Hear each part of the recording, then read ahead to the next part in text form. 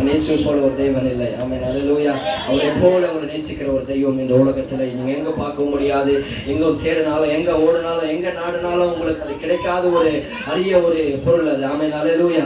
இயேசு நீ எங்க போனாலும் அவரை போல ஒரு அன்பு உங்களுக்கு கிடைக்காது. அவரை போல உங்களுக்கு ஜீவனை கொடுத்த அன்பு உங்களுக்கு கிடைக்காது. ஆமென், அல்லேலூயா. நான் நேற்று யோசிச்சிருந்தேன் ஜெபம் பண்ணும்போது, ஆண்டவர் அவருடைய தகுதி பாருங்களா, அவருடைய தயவு நம்ம கொஞ்சம் நினைக்கணும். ஆமென், அல்லேலூயா. இன்னைக்கான வார்த்தை அது, இன்னைக்கான பிரசங்கம் அதுதான். நான் நேராக கர்த்தருடைய வார்த்தைக்குள்ளாக வந்துட்டு அதை நான் சொல்றேன். ஒரு ஆமென், அல்லேலூயா. நீங்க சரியாக எல்லாரும் 7 மணிக்குள்ளாக வந்திருக்கிறீங்க. ரொம்ப சந்தோஷமா இருக்கிறது. தொடர்ந்து வாங்க. ஆமென், அல்லேலூயா. இந்த ஒரு உற்சாகமும், இந்த ஒரு விசுவாசமும், இந்த ஒரு தாகமும் உங்களுக்கு தொடர்ந்து இருக்கணும். இன்னைக்கு இல்ல, இந்த வருஷம் முழுவதும் இல்ல, உங்கள் வாழ்நாளெல்லாம் இதை நீங்கள் கடைபிடிக்க கற்றுக்கொள்ளணும். ஆமென், அல்லேலூயா. என் ஜீவன் உள்ள வரைக்கும் நான் இப்ப இந்த கோட்பாடுகளை, பிரமாணங்களை, நான் இந்த கீழ்ப்படுதலை நான் பின்பற்றுவேன் என்று ஒரு தீர்மானத்தை இந்த காலையில் நீங்கள் எடுப்பீர்கள் என்றால் கர்த்தர் உங்கள் வாழ்க்கையில நிச்சயமாகவே உங்கள் வாழ்க்கை கர்த்தர் சடுதியாய் உயர்த்துவார். உங்கள் வாழ்க்கையில ஆண்டவர் பெரிய காரியங்களை செய்வார். நான் விசுவாசிக்கிறேன், நான் ஜெபிக்கிறேன், இப்படியாக நான் உங்களுக்காக மன்றாடுகிற தேவனுடைய சமூகத்துல நான் இப்படியாக அறிக்கை செய்கிறேன். கர்த்தர் உங்கள் வாழ்க்கையில பெரிய காரியங்களை செய்வார். ஆமென், அல்லேலூயா. இப்ப இருக்கிற சூழ்நிலையை பார்க்காதீங்க. ஏன்னா விதைக்கிற விவசாயி இருக்கிற மழையை வெளியில அவன் பார்த்தானா அவன் பயிர் செய்ய முடியாது, விவசாயம் செய்ய முடியாது. ஆமென், அல்லேலூயா. நீங்க காற்று மழையை காணாதபடிக்கு அவன் விவசாயம் செய்யும் போது அதனுடைய அறுவடை பெற்றுக் கொள்வது போல இப்ப கடந்து வருகிற உங்கள் பாதைகளை, உங்களுடைய போராட்டங்களை, உங்களுடைய எல்லா சோதனைகளையும், உங்கள் பாலைவனத்தை, உங்கள் பிரச்சனைகளை நீங்கள் பார்த்து யோசித்து கலங்கி சோர்ந்து போயிடாதீங்க. தொடர்ந்து வாங்க. கர்த்தர் நிச்சயமாக உங்கள் வாழ்க்கையில ஒரு பெரிய அற்புதங்கள் அவர் செய்ய உண்மையுள்ள தேவனாய் இருக்கிறார். அவர் வல்லமையுள்ள தேவனாய் இருக்கிறார். அவர் ஏமாற்றுகிற தேவன் அல்ல. ஆமென், அல்லேலூயா.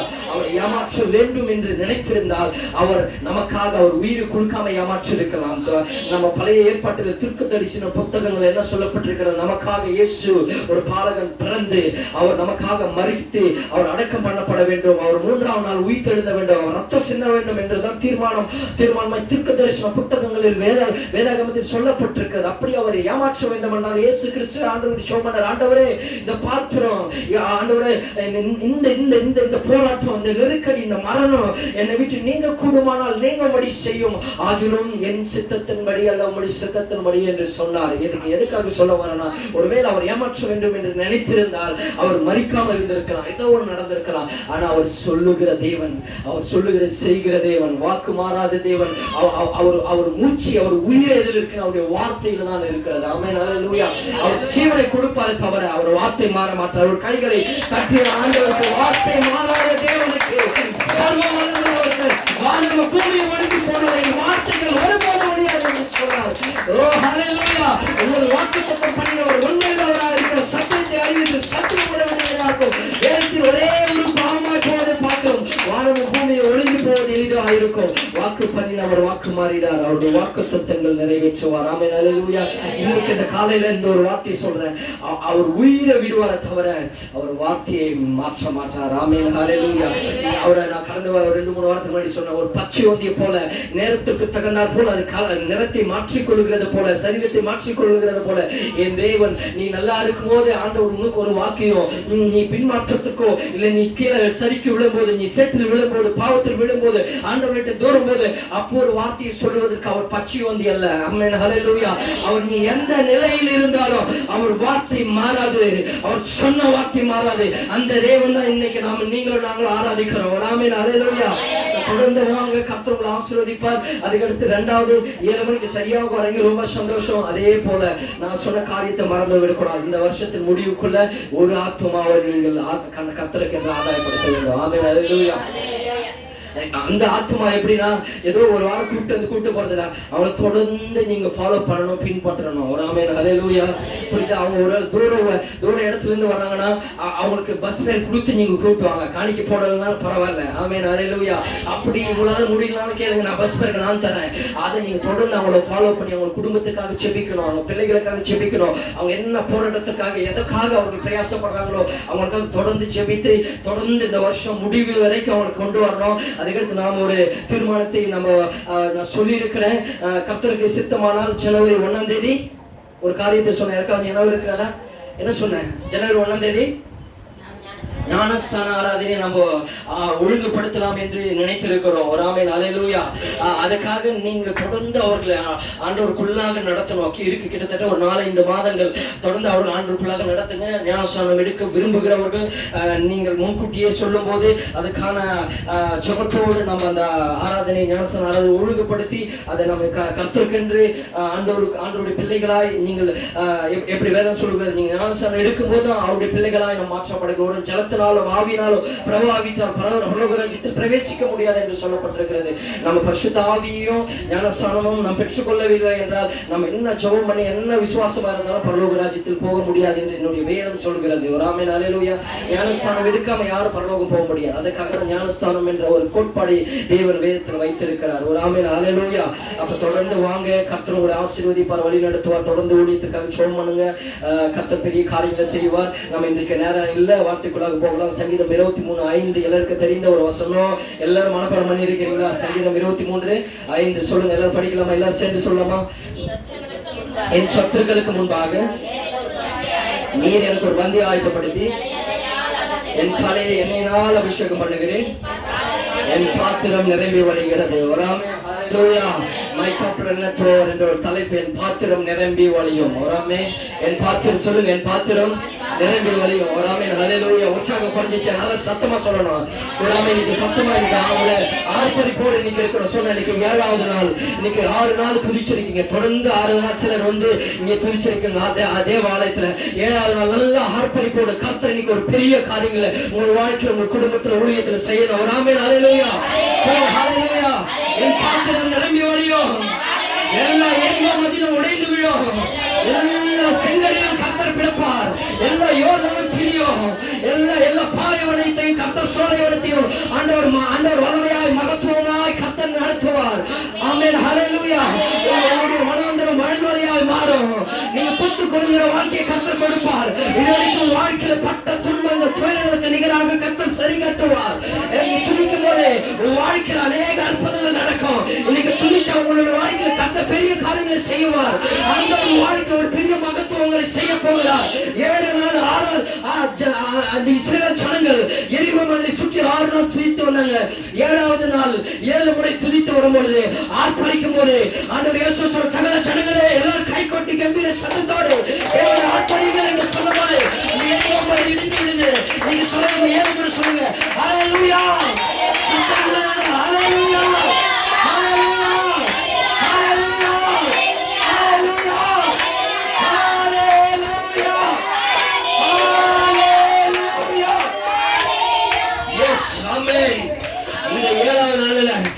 உங்கள் வாழ்க்கையில் பெரிய காரியங்களை செய்ய போகிறார். 7 என்றால் பரிபூரணம், 7 என்றால் நிறைவு, 7 என்றால் சம்பூர்ணம், 7 என்றால் வாழ்க்கை எல்லாமே திருப்தியாய் நடத்துவார். இன்னைக்கு நான் சொல்றேன், 4 நாள் யாரும் வந்து செபித்தீங்க தெரியல. கர்த்தர் உங்கள் வாழ்க்கையில் உங்கள் குடும்பத்தில் ஒரு பெரிய அற்புதங்களை அவர் செய்ய போகிறார். ஆமென் ஹல்லேலூயா. உங்களுக்கே தெரியாம சில ப்ராசஸ் நடந்து கொண்டிருக்கிறது. ஆமென் ஹல்லேலூயா. உங்களுக்கு தெரியாம உங்கள் பின்னாடி நின்று கர்த்தர் பெரிய காரியங்கள் உங்கள் வாழ்க்கையில் செய்து கொண்டிருக்கிறார். ஒரு ஆமென் ஹல்லேலூயா. அந்த 6 நாள் வந்து ஜெபித்தீங்களே, உங்களுக்காக ஒரு கைகளுக்கு தட்டுன்னு பாருங்க. அவங்களுக்கு கை தட்டு நல்லா உற்சாகமா. எல்லாருக்கும் நான் பார்த்தேன், மழையை கூட அவங்க கண்டுக்கல. ஒரு நாள் சரியான மழை. அந்த மழையிலிருந்து அவங்க இறங்கி வர முடியல. அந்த அளவுக்கு ஒரு போராட்டமா இருந்தாலும் அந்த மழையிலும் வந்து ஜெபம் பண்ணாங்க. ஒரு நாள் பவர் இல்லை, கரண்ட் இல்லை, அந்த நேரத்துல வந்து அந்த ஜெபம் பண்ணாங்க. தொடர்ந்து 7 நாள் ஜெபித்திருக்கிறாங்க. கர்த்தர் உங்கள் வாழ்க்கையோட நிறைவை செய்ய போகிறார். ஒரு ஆமென். கர்த்தர் உங்கள் வாழ்க்கையில் அற்புதங்களை செய்ய போகிறார். ஓ ஆமென் ஹல்லேலூயா. தொடர்ந்து கீழ்ப்படிங்க. தொடர்ந்து நம்ம சபையில் நடக்கிற ஆராதனை வேற என்ன காரியங்கள் நடக்கிறதோ அதில் நீங்க நேரம் உங்களுக்கு இருக்கும் பொழுது நீங்கள் அதில் தவறாமல் அதில் நீங்கள் பங்கு கொள்ளும் போது கர்த்தர் உங்கள் வாழ்க்கையில் பெரிய காரியங்கள் செய்வார். என் பாத்திரம் நிரம்பி வழியும். இன்றைக்கான தலைப்பு ரோமர் 9வது அதிகாரம் 15, 16. யாராவது எடுத்து நிறைய வாசிங்க. ரோமர் 9வது அதிகாரம் 15வது வசனம் 16வது வசனம். புதிய ஏற்பாட்டில்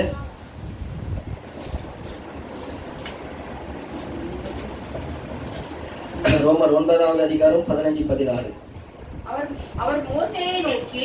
அவர் மோசேயை நோக்கி எவன் மேல் இரக்கமாய் இருக்க சித்தமாய் இருப்பேனோ அவன் மேல் இரக்கமாய் இருப்பேன், எவன் மேல் உருக்கமாய் இருக்க சித்தமாய் இருப்பேனோ அவன் மேல் உருக்கமாய் இருப்பேன். ஒரு ஆமென் ஹல்லேலூயா. ஆகையால் விரும்புகிறவனாலும் அல்ல, ஓடுகிறவனாலும் அல்ல, இறங்குகிற தேவனாலயாம். ஒரு ஆமென் ஹல்லேலூயா. திரும்ப படிக்கிறேன், நல்லா கவனிங்க, இங்க கவனிங்க, பைபிள் எல்லாம் மூடி வச்சு நல்லா கவனிங்க. அவர் மோசேயை நோக்கி, ஆண்டவர் கர்த்தர் மோசேயை நோக்கி சொன்னார், எவன் மேல் இரக்கமாய் இருக்க சித்தமாய் இருப்பேனோ அவன் மேல் இரக்கமாய் இருப்பேன். இன்னைக்கு நான் தலைப்பை நான் அப்படியாக தான் எடுத்துக்கொள்கிறேன், கர்த்தருடைய இரக்கம். ஒரு ஆமென் ஹல்லேலூயா. என் பாத்திரம் இரக்கத்தினால் நிரம்பி வழியும். ஒரு ஆமென் ஹல்லேலூயா. என் பாத்திரம் இரக்கத்தினால் நிரம்பி வழியும். ஒரு ஆமென் சொல்லுங்க. My cup runneth over with mercy. Amen hallelujah. My cup runneth over with mercy. தேவனுடைய இரக்கம். இன்னைக்கு நாம் நிறைய நேரங்களில் இரக்கம், ஆண்டவருடைய இரக்கம் இல்லாமல் நாம் செய்கிற எல்லா காரியங்களிலும் தோல்விதான். நம்முடைய வாழ்க்கையில் ஒன்றுமே நடக்கல. இன்னைக்கு அந்த இரக்கம், தேவனுடைய இரக்கம் நம்முடைய வாழ்க்கையில நடக்கும் போது, அவருடைய மெர்சி, அவருடைய இரக்கம் நம்ம வாழ்க்கையில கிடைக்கும் பொழுது, தேவனுடைய மகத்துவமான வாழ்க்கை நம்ம எது செஞ்சாலும் அது உருப்படும். ஒரு ஆமென் ஹல்லேலூயா. நம்ம எந்த காரியம் செஞ்சாலும் அது வாழ்க்கை. ஒரு ஆமென் ஹல்லேலூயா. தேவன் இரக்கமா, ஏன்னா இரக்கம்னா என்ன தெரியுங்களா? சொல்ற இரக்கம்னா, இந்த பைபிள் ஆண்டு சொல்ற இரக்கத்தை நாம எப்படியும் நம்ம அதை வாங்கிட முடியாது. ஒரு ஆமென் ஹல்லேலூயா. என்ன நினைச்சா கிடைக்காது. ஆண்டவரே சொல்லிட்டாரு, இரக்கம் என்ன சொன்னார்னா, எவன் மேல் இரக்கமா இருக்க சித்தமா இருப்பேனோ, எல்லார் மேல நான் இரக்கமா இருப்பேன்னு ஆண்டவர் சொல்லல. எல்லாம் ஜெபிக்கிறவங்க மேல நான் இரக்கமா இருப்பேன்னு சொல்லல. என்ன தேடுறவங்க எல்லார் மேல இரக்கமா இருப்பேன்னு சொல்லல. ஏன்னா இரக்கம் எல்லாருக்கும் உண்டாகாது. யார் மேல நான் இரக்கமா இருக்க சித்தமா இருக்கிறானோ அவன் மேல் தான் இரக்கமா இருப்பேன். அப்ப தேவ சித்தம் உங்கள் வாழ்க்கையில் இருக்குமே ஆனால் கர்த்தர் உங்கள் மேல் இரக்கமா இருப்பார். இன்னொரு மொழிபெயர்ப்பில் சொல்லிருக்கிறது, யார் மேல் கர்த்தர் இரக்கமா இருப்பார்னா, சூஸ், யாரை கர்த்தர் தேர்ந்தெடுத்து இருக்கிறாரோ அவங்க மேல தான் இரக்கமா இருப்பாரா. ஒரு ஆமென் ஹல்லேலூயா. அதுதான் நான் நைட்டு ஜெபம் பண்ணும்போது பார்த்தேன். எத்தனையோ ஆயிரக்கணக்கான, லட்சக்கணக்கான, கோடிக்கணக்கான மக்கள் இந்த இந்திய தேசத்தில் இருக்கும் போதும் இந்த கிராமத்துல நம்மை கர்த்தர் தெரிந்து கொண்டாரே. ஒரு ஆமென் ஹல்லேலூயா. நம்ம அந்த அளவுக்கு அவ்வளவு பெரிய ஆளா இல்ல, அவ்வளவு உத்தமனா இல்ல, அவ்வளவு பரிசுத்தவனா இல்ல, ஒண்ணுமே கிடையாது. ஆனாலும் அதெல்லாம் நினைச்சும் பார்க்க முடியாது, கிரகிக்க முடியாது. இதெல்லாம் ஒரு பெரிய பொக்கிஷங்க, இதெல்லாம் ஒரு பெரிய சொத்து. ஒரு ஆமென் ஹல்லேலூயா. கர்த்தர் எப்படியோ, எப்படி கனெக்ட் பண்ணி எப்படி பண்ணியோ, கிட்டத்தட்ட இன்னைக்கு ஒரு 1000 வீடு இருக்குமா நம்ம ஊர்ல. ஆனாலும் என்னை, இந்த குடும்பத்துல என்னை கர்த்தர் தெரிந்து கொண்டார்னா எவ்வளவு பெரிய பாக்கியம் தெரியுமா. ஒரு ஆமென் ஹல்லேலூயா. நான் இன்னைக்கு அதை நினைக்கிறேன், 1 கோடி ரூபாய் இன்னைக்கு ஆண்டவர் எனக்கு சொத்து ஆஸ்திகளை கொடுத்திருந்தாலும் அது என் வாழ்க்கையில் நிறைவு கொண்டு வரல. எத்தனையோ லட்சங்களை பார்த்துட்டேன், ஆனா எத்தனையோ லட்சங்களை இழந்துட்டேன். பணம் இன்னைக்கு ஒரு நாளைக்கு போகும். ஆமென் ஹல்லேலூயா. சொல்லுங்க, பணம் இன்னைக்கு வரும், நாளைக்கு போகுங்க. பணம் எல்லாம் ஒரு முக்கியமே கிடையாது. ஆனா பணம் வாழ்க்கைக்கு ரொம்ப முக்கியம். ஆனா பணம் எப்போ வரும், எப்போ போகும். ஒருத்தனை எப்போ நிறைய கேள்விப்பட்டிருப்போம். ஒரு ஆளை பார்த்தா சடுதியில உயர்ந்திருப்பான், திடீர்னு பார்த்தா மேல இருக்கணும், எப்ப கீழே வந்திருப்பான். எவன் மேல போனா எவன் கீழே வரானே தெரியாது. ஆனா கர்த்தருடைய ரட்சிப்பு என்பது, ஆண்டவருடைய பிள்ளைகளாய் நம்மை தேவன் தெரிந்து கொண்டார் என்பது, இந்த உலகத்தில் எத்தனை கோடி கொடுத்தாலும் அதை வாங்க முடியாது என்பது இந்த காலையில் நான் உங்களை அடித்து ஆணித்தனமாய் நான் கூறுகிறேன். 1000 கோடி கொடுத்தாலும் அந்த இரக்கத்தை, தேவனுடைய இரக்கத்தை நீங்கள் வாங்கிக் கொள்ள முடியாது. தேவனுடைய கிருபையை நீங்கள் வாங்கிக் கொள்ள முடியாது. ஆமென் ஹல்லேலூயா. எத்தனையோ, நான் சொன்னேன், எத்தனையோ கோடிக்கணக்கான மக்கள், கோட்டீஸ்வரனெல்லாம் இருக்கிறாங்க, அவங்களுக்கெல்லாம் கிடைக்காத அந்த இரக்கம் பாவியான நம்ம மேல கர்த்தர் இரக்கம் வைத்திருக்கிறார். ஒரு ஆமென் ஹல்லேலூயா. இத நம்ம பார்க்காம நம்ம நினைக்கிறோம், நான் என்ன குளம் தெரியுமா, என்ன மண்ணாங்கட்டி தெரியுமா, என்ன கோத்தனம் தெரியுமா, இப்படி நம்ம பெருமையா பேசிட்டு இருக்கிறோம். சில பேசிட்டு இருக்கிறாங்க. ஒரு ஆமென் ஹல்லேலூயா. ஆனா அது தெரியாது. கழுதிக்கு என்னங்க தெரியும், கற்பூர வாசனைன்றது போல என் ஆண்டவருடைய ரட்சிப்பை பத்தி என்னங்க தெரியும். இன்னைக்கு எத்தனையோ பேர் கோடிக்கணக்கில் ரெடியா வச்சிருக்காங்க, ஆனா அவங்களுக்கு ரட்சிப்பு இல்ல, அவங்களுக்கு அந்த இறக்கம், தேவனுடைய இறக்கம் இல்லைங்க. ஒரு ஆமென் ஹல்லேலூயா. எத்தனையோ மக்கள் நான் பார்த்திருக்கிறேன், கேள்விப்பட்டிருக்கிறேன். எத்தனையோ கோடிக்கணக்கில் பணம் வைத்திருக்கிறவங்களுக்கு கிடைக்காத ஒரு இரக்கத்தை தேவன் நம்ம வைத்திருக்கிறார்னா நம்ம அந்த அளவுக்கு ஒரு உத்தமர்கள் இல்ல, நம்ம அந்த அளவுக்கு ஒரு பாக்கியவான்கள். தேவன் ஏன்னா நம்மை தெரிந்து கொண்டார். உலகம் தோற்றுவதற்கு முன்னாடி கர்த்தர் உன்னையும் என்னையும் முன்குறித்திருக்கிறார். இந்த உலகம் தோன்றுவதற்கு முன்னாடி தேவன் நம்மை தெரிந்து கொண்டிருக்கிறார். ஒரு சத்தமா ஒரு ஹல்லேலூயா. இன்னைக்கு அதுதாங்க நமக்கு பெருமை. இன்னைக்கு தேவன் நம்மை தெரிந்து கொண்டார். ஆமென் ஹல்லேலூயா. நான் ஒரு 2-3 வாரத்துக்கு முன்னாடி அரக்கோணம் பக்கத்துல ஒரு இடத்துல ஒரு மெசேஜ் கொடுக்கறதுக்காக அங்க கடந்து சென்றிருந்தோம். அங்க நம்ம மெசேஜ் கொடுக்கும்போது ஒரு சபையில கிட்டத்தட்ட ஒரு 300 பேருக்கு மேல அந்த சபையில வராங்க. வரும்போது அங்க பேசிட்டு ஜெபம் பண்ணிட்டு வரும்போது எனக்கு என்ன ஒரு ரொம்ப சந்தோஷம் தெரியும். அப்புறம் கேள்விப்பட்டேன், கிட்டத்தட்ட 300 பேர் இருக்காங்களா, அதுல ஒரு 200 பேர் எல்லாமே, அதை நம்ம சொல்லக்கூடாது, பயன்படுத்தக்கூடாது சொல்றேன். என்ன தெரியுமா, எல்லாமே 200 பேர் 1 இயர்ஸ் தான் வராங்களா. ஆமென் ஹல்லேலூயா. வன்னியர்ஸ்னா என்ன தெரியுதா? எல்லாமே நம்ம இனத்தை சேர்ந்தவர்கள் தான். அவங்க வரணும் போது எனக்கு இனம் புரியாத அவ்வளவு ஒரு பெரிய சந்தோஷம். எனக்கு கோடி கொடுத்தாலும் இல்லாத ஒரு சந்தோஷம். என்ன தெரியுமா? ஓ, இவ்வளவு பேர் வராங்க, நம்ம தான் நினைச்சிட்டு இருக்கிறோம். ஆனா ஆண்டவர் அங்கங்கே அநேக கூட்டங்களை ஆண்டவர் தெரிந்து கொண்டிருக்கிறார். ஆனா இன்னைக்கு நம்ம இடத்துல நம்ம பார்த்து சபைக்கு வரத்துக்கு பயப்படுறோம். சர்ச்சைக்கு பைபிள் எடுத்துட்டு வரதுக்கு பயப்படுறோம், வெக்கப்படுறோம். 4 நாளைக்கு வரோம், அதுக்கடுத்து 4 வாரம் வர மாட்டோம். ஒரு ஆமென் ஹல்லேலூயா. கேட்டா இவன் மேல கோவம், இல்ல அவன் மேல கோவம், இல்ல பாஸ்டர் அம்மா மேல கோவம், இல்ல பாஸ்டர் மேல கோவம், இல்ல அந்த வீட்டுல வரவங்க மேல கோவம், இல்ல என் கூட பக்கத்துல உட்கார ஆள் மேல கோவம், இல்ல சபையில வர ஆள் மேல கோவம், இல்ல யாரோ என்ன சொல்லிட்டாங்கன்னு இன்னைக்கு நம்ம அப்படி ஏளனமா நினைச்சிட்டு இருக்கிறோம். ஆனா அங்க பார்க்கும்போது எனக்குள்ள அவ்வளவு ஒரு இனம் புரியாத ஒரு ஆறுதல் சந்தோஷம். என்னன்னா, ஓ, இவ்வளவு பேர் ஆண்டவர் இருக்கிறாங்களா, ஹல்லேலூயா. ஆண்டவர் எவ்வளவு பெரிய ஆண்டவர் தெரிந்து கொண்டு இருக்கிறாரு. நம்ம கிராமம் எப்பொழுது அது மாதிரி மாறப்போகிறது, நம்ம சொந்த ஜனங்கள் எப்போது அது மாதிரி மாற போறாங்க, அது போல திரளா எப்போது வர போறாங்க, எப்பொழுது நம்முடைய தேசம் கிராமங்கள் ஆண்டவருக்கென்று நம்ம செய்ய போகிறோம் என்ற ஒரு எண்ணம் எனக்கு ஒரு உற்சாகம் வந்தது. ஆமென் ஹல்லேலூயா. என்ன சொல்லனா, அவ்வளவு பெரிய ஆண்டவர் தெரிந்து கொண்டிருக்கு. நம்ம நினைச்சிருக்கோம் நம்ம மட்டும் தான் வந்துட்டு இருக்கிறோம். ஆமென் ஹல்லேலூயா. ஏதோ நம்ம தியாகம் பண்ற மாதிரி சிலருக்கு உள்ள எண்ணம். நீங்க சபைக்கு வர்றீங்க இல்லைன்னு நான் சொல்ல, ஒரு சிலருக்கு எண்ணம், நீங்க என்னோ ஆண்டவருக்கு தியாகம் பண்ற மாதிரி, என்னோ ஒரு சொத்து 1 கோடி ரூபாய் ஆண்டவருக்கு எழுதி வச்சிட்ட மாதிரி உனக்குள்ள ஒரு பெருமை, ஒரு ஃபீல். என்ன தெரியுமா? நான் இவ்வளவு பெரிய ஜாதியிலிருந்து, இவ்வளவு பெரிய இடத்திலிருந்து நான் சபைக்கு போறேன், ஒரு பெருமை உனக்குள்ள. ஆமென் ஹல்லேலூயா. ஒரு மண்ணாங்கட்டியும் கிடையாதுங்க. அது ஆண்டவர் இல்லைன்னா நீ நானே இல்லைங்க. நான் சொன்ன பாருங்க, அந்த பெருமை அவர் படணுங்க. உன்னை ஒரு ஆளும் நினைச்சிட்டு உன்னை தேடி வந்து உன் மேல ஒரு இரக்கத்தை வைத்து உன்னை பிள்ளையாய் அவர் மாற்றினாரு. அந்த பெருமை அவருக்குரியது. ஒரு கையை தட்டி ஆண்டவருக்கு நன்றி சொல்லலாமா? இதுதாங்க உண்மை, இதுதான் சத்தியங்க. ஹல்லேலூயா. அவரை முன்னாடி உன் ஜாதி, உன் குல கோத்திரம் ஒரு மண்ணாங்கட்டியும் கிடையாதுங்க.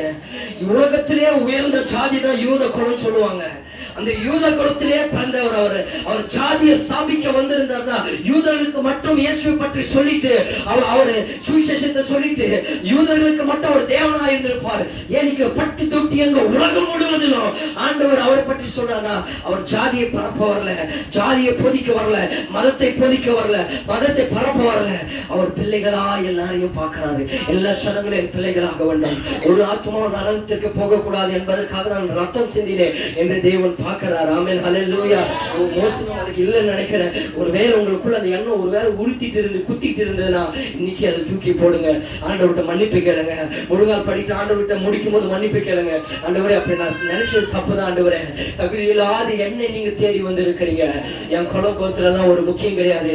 அதெல்லாம் ஒருவேளை உங்களுக்கு சோறு போடுமா? ஒருவேளை நீ பட்டினியா இருந்தவரை சோறு போடுமா? ஒரு மண்ணாகட்டி நடக்காதுங்க.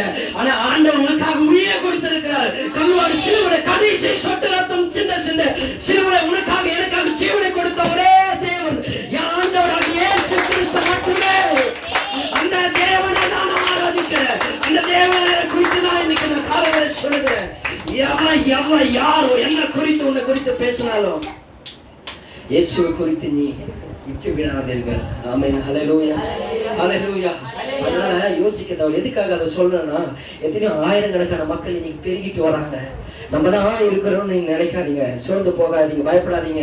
இன்னொரு சிலருக்கு என்ன தெரியுமா, சில காரியங்களை கிறிஸ்துக்குள் போயிட்டா இந்த திருமண பிரச்சனை வர, சிலருக்கு சில போராட்டங்கள் வர. ஒரு ஆமென் ஹல்லேலூயா.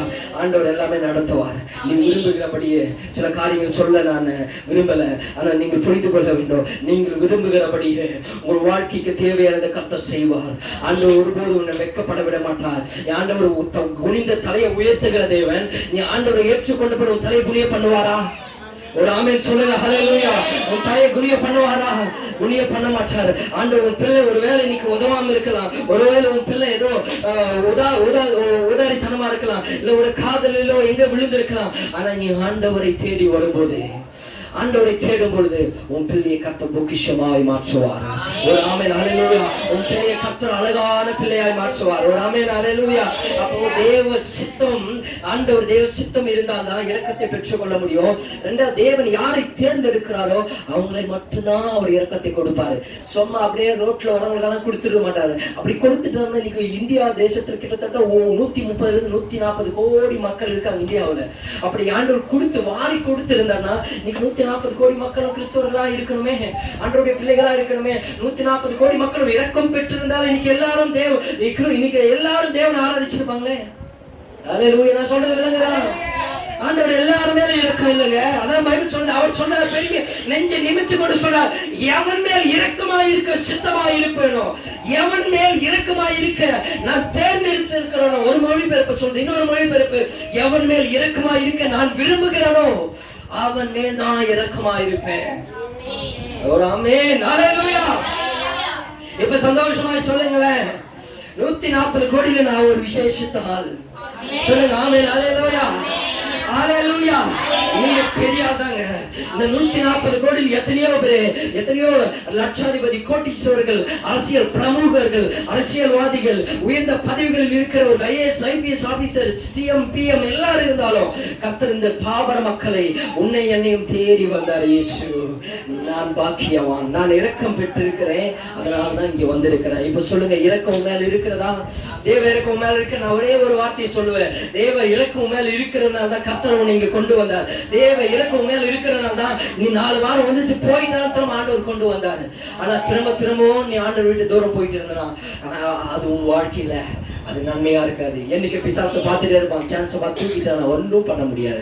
ஆண்டவரை நம்ம குறை சொல்ல முடியாது, மறுக்க முடியாது, மறுதளிக்க முடியாது. நீ அவரை தேடிட்டே இருந்தா எந்த பிசாசும் எந்த வன்கண்களும் உன்னை தொட முடியாது. ஒரு ஆமென். அல்லேலூயா. என் பாத்திரம் இரக்கத்தினால் நிரம்பி ஒளியும். தேவ சித்தம் இல்லாமல் இரக்கத்தை நான் பெற்றுக்கொள்ள முடியாது. தேவ தேர்ந்தெடுத்தல் இல்லாமல் நான் இரக்கத்தை பெற்றுக்கொள்ள முடியாது. தேவ விருப்பம் இல்லாமல் நான் இரக்கத்தை பெற்றுக்கொள்ள முடியாது. ஆமென். அல்லேலூயா. இரக்கம்னா என்ன அர்த்தம்? இவ்வளவு நேரம் சொன்னாங்க இரக்கத்தை பெற்றுக்கொள்ளலாம். இரக்கம்னா என்ன நம்ம தெரிஞ்சு. இரக்கம்னா என்ன சொல்லுவோம்? இரக்கம்னா என்ன சொல்லுங்க? இரக்கம்னா என்ன? நமக்கு புரிஞ்ச அளவுக்கு நம்ம என்ன சொல்லுவோம்? ஒரு மேல பாவப்பட்டு இறக்கப்படுறது. ஆமென். அல்லேலூயா. இப்போ ஒரு பிச்சைக்காரன் பிச்சை எடுத்துட்டு இருப்பான். நம்ம அங்க போகும்போது அவன் பிச்சை எடுக்கிற கோலத்தை பார்த்து அவன் மேல இறக்கப்பட்டு அவனுக்கு ஏதாவது கொடுக்கணும்னா 5 10 நம்ம கொடுப்போம். கரெக்டா? ஆமென். அல்லேலூயா. இதுதான் இரக்கம் நம்ம நினைச்சிட்டு இருக்கிறோம். ஒரு ஆமென் சொல்லுங்களேன். இரக்கம் அதுதான் நம்ம நினைச்சிட்டு இருக்கோம். அவன் மேல ரொம்ப இரக்கமா இருக்கிறாரு அப்படின்னு சொல்லிட்டு நிறைய பேர் அதை தான் என்ன பண்றாங்க. அதனால பிச்சைக்காரெல்லாம் சிலர் பார்த்தீங்கன்னா என்ன பண்ணுவாங்க, அழுக்கு ட்ரெஸ் தான் போட்டுட்டு இருப்பாங்க. கரெக்டா? நல்லா புது ட்ரெஸ் அவனால போட முடியாத முடியும். நல்லா பணம் இருந்தாலும் அவங்க எடுக்கிற அந்த தொழிலுக்கு அழுக்கு ட்ரெஸ் போட்டு ஒரு பிச்சைக்காரன் போல ஒரு அந்த சூழல்ல வந்து உட்கார்ந்தாதான் அவன் அந்த ஆளுகிட்ட இருந்து இரக்கத்தை பெற முடியும். அப்பதான் இது ஆகிரும் நடக்கும் என்று நினைக்கிறாங்க. அது போல இன்னைக்கு கிறிஸ்துவ உலகிலும் சிலர் என்ன பண்றாங்கன்னா, நம்ம அந்த ஒரு ஆண்டவர்கிட்ட நம்ம என்ன பண்றோம், ஒரு பிச்சைக்காரமான ஒரு கோஷத்தோட நம்மளை நாம வரித்து கொண்டு ஆண்டவர்கிட்ட போகும்போது பிச்சை கேட்கிற மாதிரி நம்ம செபிக்கிறோம். ஆமென். அல்லேலூயா.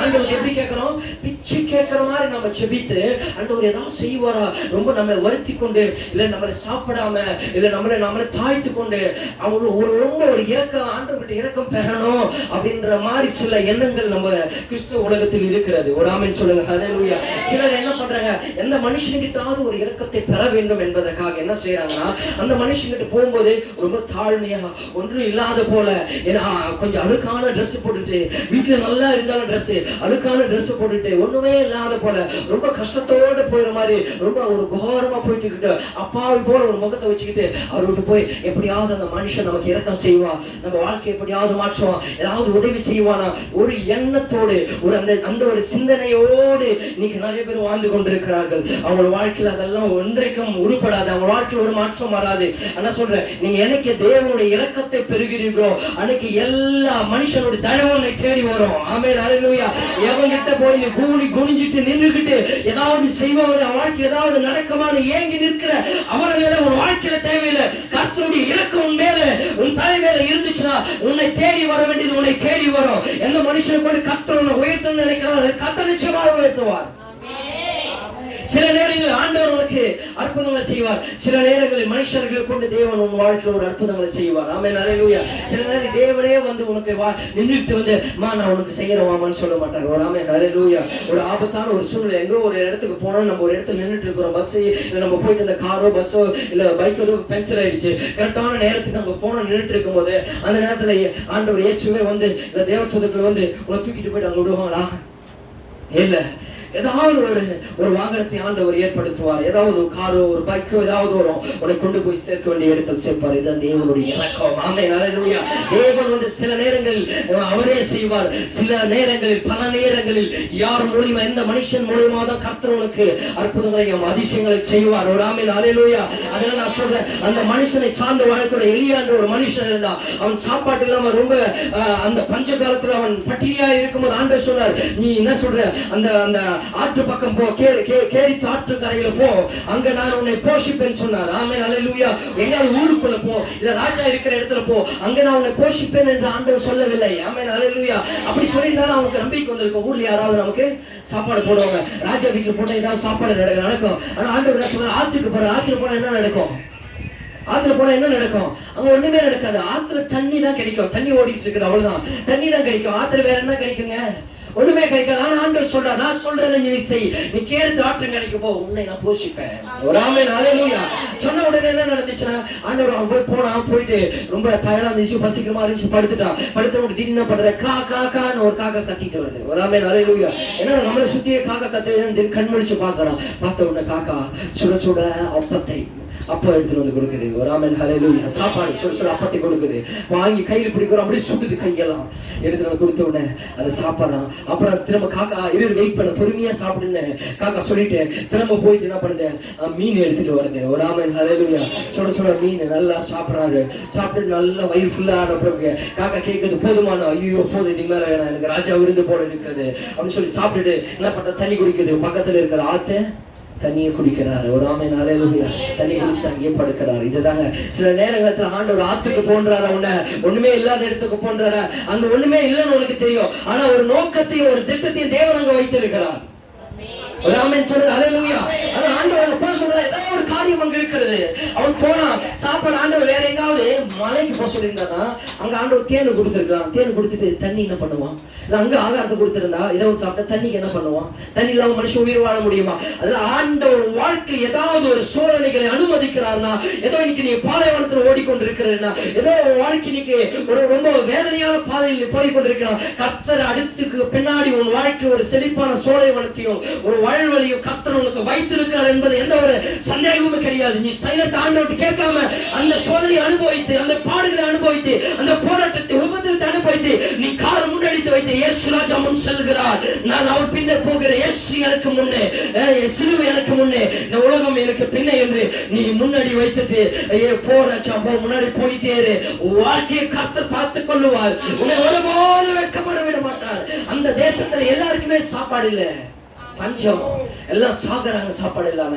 ஆனா எலியாவுக்கு ஆண்டவர் 3 வேளை சுட அப்பமோ மீனையும் கொண்டு வந்து ஆண்டவர் போஷித்து நடத்தினார். ஆமென், ஹல்லேலூயா. இன்னைக்கு சொல்றாங்க, தேசம் முழுவதும் எல்லாருக்கும் பஞ்சம் ஏற்பட்டாலும் ஆண்டவரை தேடுகிற பிள்ளைகளுக்கு நான் சொல்றேன், கொரோனாலதான் ஆண்டவர் ஒரு பஞ்சத்தை வைக்கலங்க எங்களுக்கெல்லாம். ஒரு ஆமென். உங்களுக்கு எப்படின்னு தெரியல.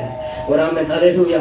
எல்லா பக்கமும் அடைக்கப்பட்டது, ஆனா அன்னைக்குதான் ஆண்டவர் நல்ல திருப்தியா நடத்தினார். ஒரு ஆமென்.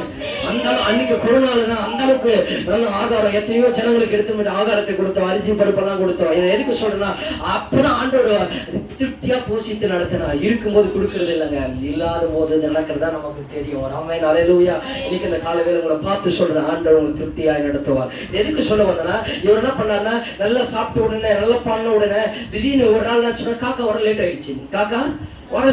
மேபி காக்கா டிராபிக் ஜாம் ஆயிட்டு இருக்கும், இல்ல அது எங்காவது ஒரு இடத்துல ராஜா விட்டு தானே திருடிட்டு தானே வரணும், தூக்கிட்டு வரணும், ஏதோ ஒண்ணு நடக்கும்போது காக்கா வரல. 1/2 மணி நேரம் 1 மணி நேரம் ஆச்சு. இவர் என்ன பண்றாரு, சோத்திரம் ஆண்டவரே எனக்கு பசிக்குது, சீக்கிரம் ஆண்டவரே ஏதாவது ஆகாரத்தை ஏற்படுத்துங்கன்னு ஜெபம் பண்ணிருக்கணும் கரெக்டா. ஆனா அவர் என்ன ஜெபம் பண்ணாரு, இன்னும் காக்கா வரல, டைம் ஆயிடுச்சு. கரெக்டா காக்கா 8 மணிக்கு வருமே, 8 ஆயிடுச்சு, 9 ஆயிடுச்சு, காக்கா இன்னும் வரல. இந்த பக்கம் திரும்பி பார்க்கறேன், அந்த பக்கம் திரும்பி ஏதாவது ஒரு சத்தம் கேட்டா, ஓ காக்கா சத்தமா, அப்படி திரும்பி பார்க்கறாரு, வரவே இல்லை. ஆமென், ஹல்லேலூயா. ஆட்டு தண்ணி வற்றி போயிடுச்சு. ஒரு ஆமென், ஹல்லேலூயா. ஏன் தெரியுமா, அவன் ஆண்டவரை பார்க்கல, அந்த காக்காவை பார்த்துட்டு இருந்தான். காக்கா எங்கன்னா எடுத்துட்டு வந்து உனக்கு கொடுக்குமா? நம்ம ஊர்ல எல்லாம் காக்கா என்ன சொல்லுவோம், பேர் என்ன சொல்லுவோம், திருட்டு காக்கான்னு சொல்லுவோம். ஏதாவது நீங்க வச்சிருந்தா உங்களுக்கு அப்படி திரும்ப கூட தூக்கிட்டு ஓடுறோம். திருடிட்டு போற காக்கா எப்படி அதை சாப்பிடாம எடுத்து உனக்கு கொடுக்குது? ஒரு ஆமென் ஹல்லேலூயா. தேவன் அதை நடத்தாம அந்த திருடிட்டு போற காக்கா அதை சாப்பிடாம உனக்கு கொடுக்குதுன்னா ஆண்டவருடைய திட்டம் இல்லாமல் அது நடக்குதா? இவனுக்கு அந்த முட்டாளுக்கு அது தெரியாம இவன் என்ன பண்றான்? காக்காவை பார்த்துட்டு இருக்கிறான். காக்காவை நோக்கி பார்த்துட்டு இருக்கிறான். காக்கா எப்போ வருன்னு ஆண்டவர் காக்காவும் கட் பண்ணாரு, ஆற்று தண்ணீரையும் கட் பண்ணாரு. சில நேரங்களில் ஆண்டவர் நமக்கு அற்புதம் செய்திருப்பாரு.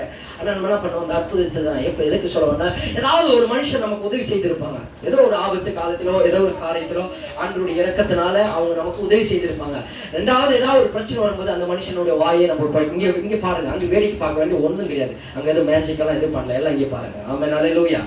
அவங்க பாக்குறாங்க. ஒரு ஆமென் ஸ்தோத்திரம் ஹல்லேலூயா. அங்கே ஹல்லேலூயா. அப்போ நான் சில நேரத்துல இந்த மனுஷன் ஏதாவது உதவி செய்தானா நம்ம திரும்ப என்ன நினைப்போம்? ஏதாவது ஒரு பிரச்சனை வரும்போது என்ன நினைப்போம்? சொல்லுங்க, என்ன நினைப்போம்? அந்த மனுஷனை தான் பார்ப்போம், அந்த மனுஷன் கிட்ட தான் கேட்போம், அந்த மனுஷன் தான் நினைப்போம். ஆமென் ஹல்லேலூயா.